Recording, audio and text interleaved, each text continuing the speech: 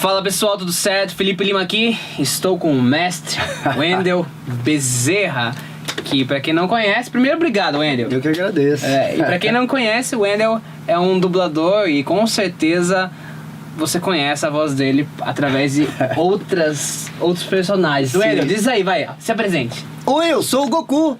Vamos caçar águas-vivas. Show. E por que eu trouxe o Wendel aqui? O Wendel... A pergunta que não quer calar, por que você trouxe? Eu trouxe o Wendel aqui?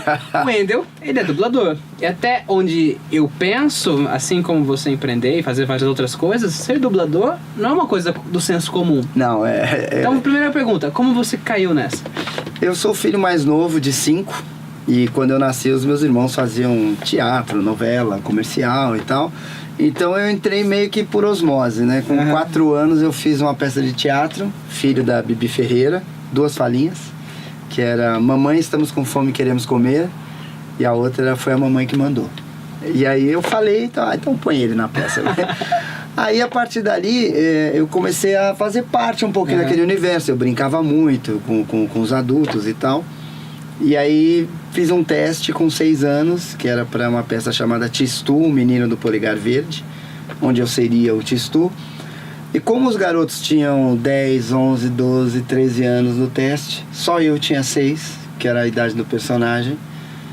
E acho que todo mundo se encantou, porque você imaginar um menininho de 6 anos, né, falando o texto, porque o Tistu era protagonista. Ele inclusive não saía, não tinha cena em que ele estava fora do palco. Então tinha que cantar, dançar e tal, e eu fiz tudo. Aí os caras não tiveram dúvida. E eu fiquei 3 anos fazendo essa peça. No meio disso pintou um teatro, uma peça, um espetáculo adulto. E aí você vai conhecendo gente e tal. E indicaram a gente para fazer teste de dublagem.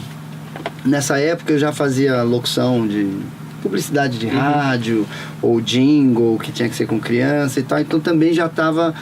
Não tinha mais medo do microfone. Então eu interpretava bem para uma criança. Tinha uma boa leitura, não tinha medo do microfone. Fui fazer teste de dublagem, passei e não saí mais. E eu acredito que uma concorrência pequena, né? Não tinham tantas crianças. Não tinha nenhuma. Eu concorria com mulheres. Então... Porque eram as mulheres que faziam as crianças. Então tinha um monte de filme da década de 80... onde tem o eu de criança e um monte de mulher ou um monte de adulto, de uns marmanjos, que faziam uma vozinha assim e tal.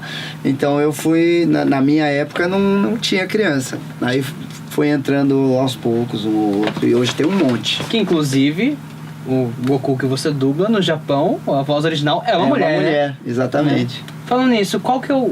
pra galera saber, qual que é o grande personagem que você dublou até agora? De todos, assim, que você fala, esse tá aqui em cima. Tem um? Não, do ponto de vista de satisfação pessoal, de público, é que tudo. É tão... Tipo, são filhos, né? O Goku é um personagem pelo qual eu tenho mais carinho. Porque por tudo que ele me proporcionou.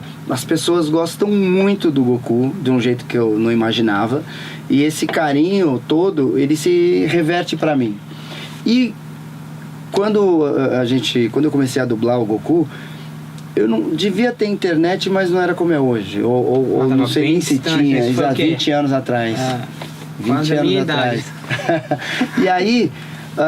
mas foi a partir do Goku que as pessoas começaram, através de matérias, entrevistas, e depois mais pra frente assim com a internet, porque a gente conhecia as vozes, mas não sabia quem era. Então a minha voz passou a ter nome e rosto. E aí eu criei uma preocupação muito maior com o trabalho, porque antigamente, esse filme tá ruim, esse dublador aí não gostei. E acabou. Depois de um tempo, dubla outro. Pô, olha o Wendel aí, olha o Wendel fazendo porcaria. Pô, tá ruim esse trabalho do Wendel. Então essa fama do Goku me ajudou a ser um cara bem mais comprometido e responsável com a profissão. Estar mais preparado para as oportunidades, né? Não, e para entender que não acaba ali dentro do estúdio. Eu lá gravei, pum, vou embora. E isso foi o quê? Há 20, 15 anos atrás. Exato. Hoje, muito maior, né? Então, e aí o Goku me ajudou. Essa responsabilidade me ajudou a ser um profissional melhor, um diretor melhor, um dublador melhor, e isso se reverteu também no mercado. Então hoje, graças a Deus, eu sou, muito reconhecido e respeitado e tal, não pelo público somente, mas por todo o mercado. Todas as pessoas envolvidas no mercado me valorizam, me admiram, me respeitam. E isso eu devo bastante ao Goku. Perfeito, perfeito. E você provavelmente não sabe, mas o Wendel também é um empreendedor. Sim. O Wendel é um empresário. E como o meu objetivo, a minha missão aqui no canal, Wendel, é fazer com que os jovens, independente da sua idade, se você se acha jovem já Exato. tá valendo. Eu me acho jovem. Então, eu me acho jovem também. Mas você... Independente disso, você tenha um sonho, acredite e vá atrás. E empreender é um meio para você ir atrás. Sim. Né? Para você passar um pouco dessa sua visão. O Wendel, não o Goku, não o Bob Esponja, não o dublador do Jack Chan e inúmeros outros personagens icônicos, mas o Wendel como o empreendedor empoderado. Sim. O que você diria para as pessoas que estão trilhando ou começando ou desejando realizar algo que é maior do que elas e que elas vão precisar empreender para chegar lá? Sim. Eu, particularmente, eu acredito muito no trabalho. Eu só acredito, claro, tem vários elementos, mas se você não trabalha com dedicação, com seriedade, com objetivos bem traçados, a chance de dar certo é um golpe de sorte. Que acontece para 1 a cada 10 milhões, E sei lá. infelizmente a maioria das pessoas estão buscando o golpe de sorte. Porque não querem arregaçar a manga, ralar e trabalhar. Me falam muito, Wendel, eu quero ser um dublador como você. E aí eu falo, você quer ser o Wendel de agora ou você quer percorrer o meu caminho? É fácil, Porque né? são coisas bem diferentes e o de agora só existe por causa desse caminho. Então, eu acho que tem que trabalhar muito, mas trabalhar de forma inteligente, porque às vezes o cara rala que nem um maluco, mas tá só batendo prego. Sim, Né? Você sim. tem que saber onde focar, tem que ter essa percepção, essa visão. Eu acredito muito em objetivos maiores. Legado, a missão da vida, né? O Exato, propósito. não é aquela coisa de deixa eu pensar num negócio que vai dar muito dinheiro. Eu não acho Muitas que coisas dão muito dinheiro, né? Exato, exatamente. Inclusive você não precisa empreender. Às vezes você nasceu com o dom de jogar bola genialmente e nunca pensou em melhorar a fala, melhorar a postura, melhorar como ser humano, mas ganha dinheiro. Sim. Né? Então, eu não estou falando de todos os jogadores de futebol. Claro, tem um claro. exemplo maluco aqui. Mas eu acho que a gente tem que pensar em coisas maiores para você empreender. Claro, tem que ter coragem. Você tem que ter Muita autoconfiança, coragem. né? Acreditar que você consegue, que vai dar certo, mas com o pé no chão, não loucamente. Mas uma coisa que eu tenho hoje aqui no estúdio, que me satisfaz bastante, é saber que eu tenho algumas famílias aqui e que eu contribuo com a vida delas, né? Então eu tenho funcionários que conseguiram colocar o filho num colégio particular, porque infelizmente, né, o ensino público não é. Então cada vez que acontece alguma coisa na vida pessoal de um deles... Tcharam! Olha, a chance de ter queimado é gigante. Foi ali que você foi? Então foi, então queimou. Ei! Putz, a luz ali tá... Seu muito foi muito forte. Reduz, abaixa um pouquinho aí, não. Deixa eu voltar não aqui precisa pra ser lá. mais do que 8 mil, não, tá? Boa. Queimou a luz ali, mas a gente vai continuar assim mesmo, tá? Então, cada vez que um funcionário aqui tem alguma... Tipo, pintou as férias e o cara conseguiu ir para um resort, ir para uma praia, fazer uma... Teve um aqui que comprou um carro. Eu fico tão feliz, e é aquele feliz... eu curto as coisas muito em silêncio. E tem aquele feliz da cama, assim, quando eu tô deitado, fico pensando... Sim, eu entendo perfeitamente. Porque não é aquele ponto onde ele depende de você, mas é um ponto onde você consegue ser um canal de distribuição de riqueza. Sim. Onde você puxa a fila, você assume o risco, você assume a coragem, porque empreender você assume o risco, e ainda assim você distribui essa riqueza que você está caçando. Ninguém vai ficar bilionário se não formar vários milionários ao seu redor. Exatamente. Né? E um lance também que eu acho importante, eu sempre soube que tipo de equipe eu queria ter. Eu não ia simplesmente atrás de caras excelentes no que fazem. Eu consigo lidar muito mais com a incompetência do que com falta de caráter. Eu também penso dessa forma. Então eu sempre soube que eu queria ter um grupo de amigos, ou uma família, ou pessoas que vibram no mesmo sentido. Eu acho isso mais importante.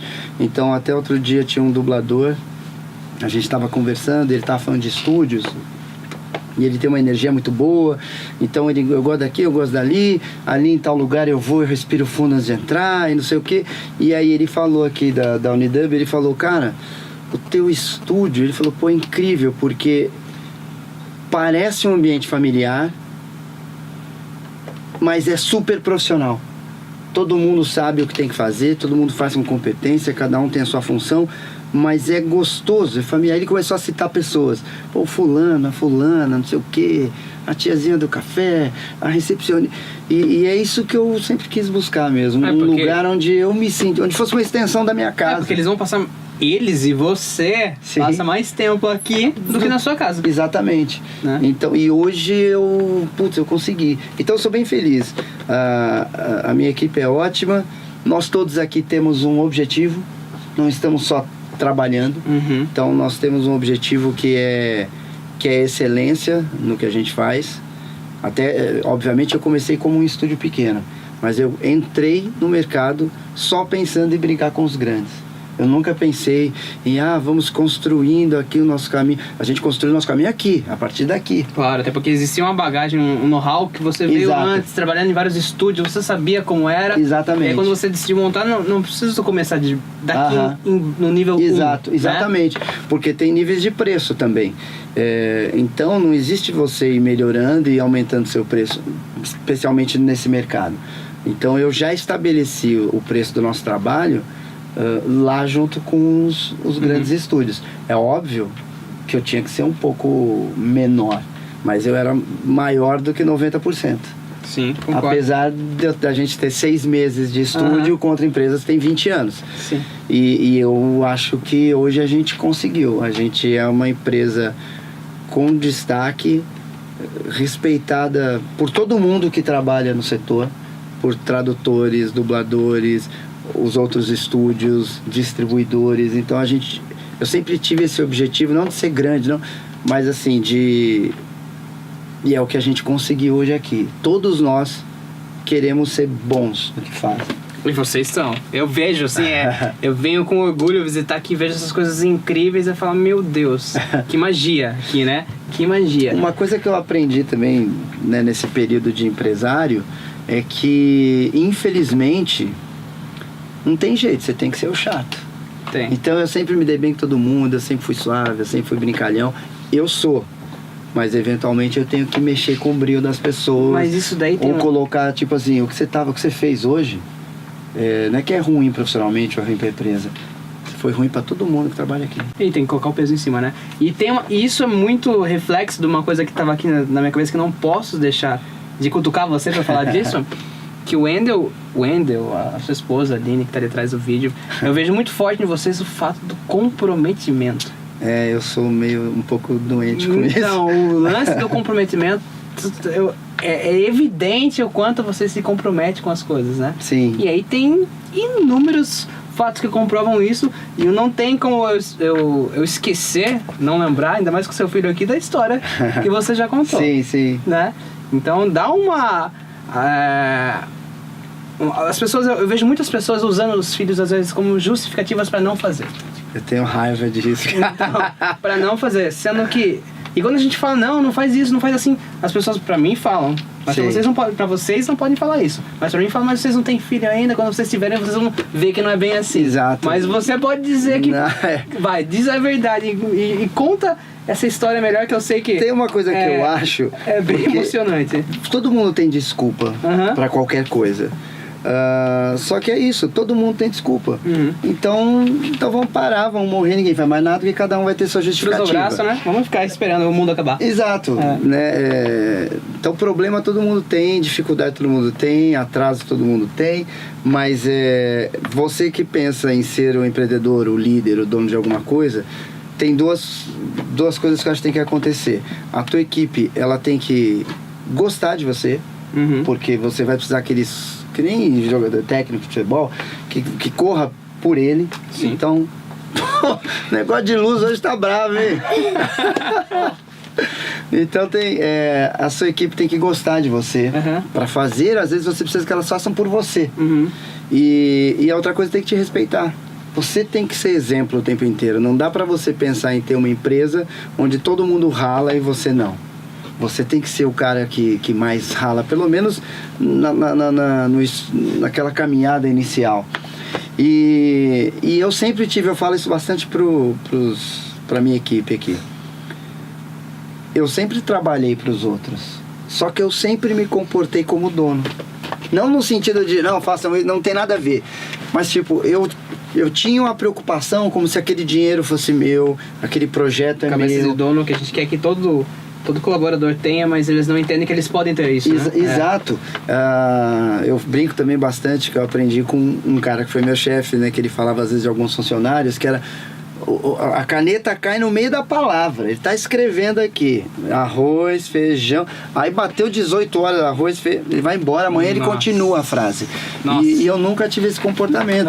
Inclusive eu trabalhei, entre aspas, de graça várias vezes, porque eu achava que eu tinha que fazer aquele projeto. Eu tinha que cuidar daquilo. Então, às vezes eu excedia o horário e tal. E isso se refletiu depois, não só na minha cabeça, no meu aprendizado, mas sempre tem alguém vendo. Ou teu chefe, ou teu coordenador, ou o cliente. Alguém sempre está vendo se você é diferente, se você tem um comportamento de comprometimento, alguém está vendo. E se ninguém estiver vendo, Deus está vendo, entende? Então você vai ter essa resposta da vida. E como é bem meu perfil, eu esqueci do que eu estava falando isso. Da história. O meu filho, vou tentar não chorar pela primeira vez na história. Ele nasceu com um problema, atresia do esôfago, que ele teve que fazer várias cirurgias. Teve parada respiratória, passou a se alimentar por sonda, foi fazer uma cirurgia que era uma cirurgia de 1h30, 2 horas. Ele ficou, não lembro se 6 ou 8 horas na sala de cirurgia, porque eles iam fazer um procedimento, deu errado, tiveram que fechar, virar ele do outro lado e começar outro procedimento. Enfim, foi uma coisa bem pesada. E tinha que dormir na UTI. Eu ligava para casa todos os dias, como ninguém liga. No sentido de você não liga para sua casa para saber se o teu filho está vivo, se está bem. Você liga eventualmente para, e aí, comeu, né? Eu ligava para saber se está com saúde, se não aconteceu, porque aconteceram várias coisas por bastante tempo. Eu nunca faltei um dia do trabalho, eu nunca deixei de entregar no mesmo ritmo que eu entregava antes. E isso eu acho que foi legal, porque não só me fortaleceu, como eu vi... Isso tem um problema quando você é dono, chefe de alguma coisa. Quando alguém fala, não, é que o nariz do meu filho estava escorrendo, eu quero morrer. Porque... Eu falo, pô, isso... Você passou por coisa pior e você... A parte chata de você ter alguma vivência, no caso desse do meu filho, é que quando alguém falta, quando acontece, esqueci, enfim, quando acontece algum problema e a justificativa é que meu filho ficou com febre, meu nariz... Você entende, mas você não consegue concordar, eu entendo, né? Eu consigo saber que talvez aquilo seja... Porque cada um também tem o seu limite de aceitabilidade emocional das coisas, né? Comportamentos são diferentes, né? Exato, então eu consigo entender. Eu tenho essa empatia, mas eu confesso que lá dentro eu fico muito bravo, porque você tem seu problema, você tem sua dificuldade, assim como eu falei, todo mundo tem desculpa para as coisas, mas ninguém está preocupado com o seu problema. O seu problema é seu problema, é por isso até que é seu problema. Você não precisa dividir ele com o universo e as pessoas têm que compadecer disso. Então eu acho que se você é parte de uma engrenagem e parte de uma equipe, você não pode descer. É claro que levem com bom senso que eu tô falando, não é um exagero. A descer a um nível de vitimismo, né? Exato. Exato. E às vezes as coisas são contornáveis. E aí é o ponto principal do que eu quis cutucar o Wendel, é o fato do comprometimento. E agora, filho do Wendel tá até aqui assistindo, né? Apagando as luzes. Mas foi sem querer. Aqui está o milagre, né? Não, foi minha cabeça. Ah, tá bem. Mas eu quis trazer o Wendel aqui pra tentar extrair um pouco essa visão do Wendel como o empreendedor. Sim, não, eu gosto de falar sobre isso, porque eu nunca pensei em ser. Eu nunca vou ter o meu estúdio um dia. Não, foi por insatisfação pessoal, porque eu dirigia na Alamo, né, versão brasileira Alamo, e lá era uma administração muito séria, muito profissional, e a qualidade era a preocupação primordial. A Alamo fechou, eu tentei trabalhar em outros lugares, mas eu não me adaptava, porque eu via que as pessoas só estavam atrás de dinheiro e números. E eu, como ator, como artista, eu tenho uma preocupação artística. E aí, na loucura, eu peguei e falei, eu vou abrir meu estúdio, porque senão eu não vou conseguir trabalhar em lugar nenhum. E eu quero ter um modus operandi onde haja uma preocupação técnica, haja uma preocupação com compromisso, Sim, com datas, claro. com atendimento, mas que também haja uma preocupação artística. E eu acabei conseguindo isso, me sinto um cara realizado, de sucesso, pelo menos pessoal, de eu ter conseguido montar uma equipe que pensa igual, de colaborar com o mercado.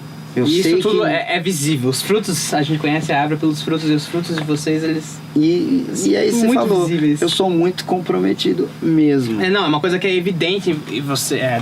na sua personalidade, da Aline, da Unidub, é visível isso. Eu vim aqui, vocês estavam gravando, era 11 horas. Meia-noite tava gravando aqui um jogo que não posso nem falar o nome, mas tava gravando. E o ponto... Você já gravou até meia-noite? Olha, eu não sei se eu podia contar e falar, mas beleza. E, claro, tem muito mais do que isso. E o Wendel tem um ki ali muito forte que faz com que as coisas aconteçam com mais facilidade, que é a comunicação. Mas a gente vai deixar Sim. isso para um outro vídeo que a gente vai gravar Sim, no é canal verdade. dele. Quando esse vídeo estiver pronto, eu deixo aqui embaixo na descrição. Mas, Wendel, obrigado. Eu que agradeço. Se deixar, Obrigado. eu fico falando aqui até amanhã. Eu também, mas senão esse vídeo vai ficar com 2 horas, né? Mas obrigado, é isso. Se você gostou do vídeo, clique em gostei. Se você não gostou, clique em não gostei. É um Se direito você seu. não gostou, vai levar um Kamehameha 10 vezes aumentado, seu maldito! E aí, vamos terminar como? Ah, se inscreva no canal. Terminar com um Kamehameha? Sim. Vai? Um Vai Kamehameha com ajudar? nós 3? Eu? Vai? Vamos? Vai. Kamehameha!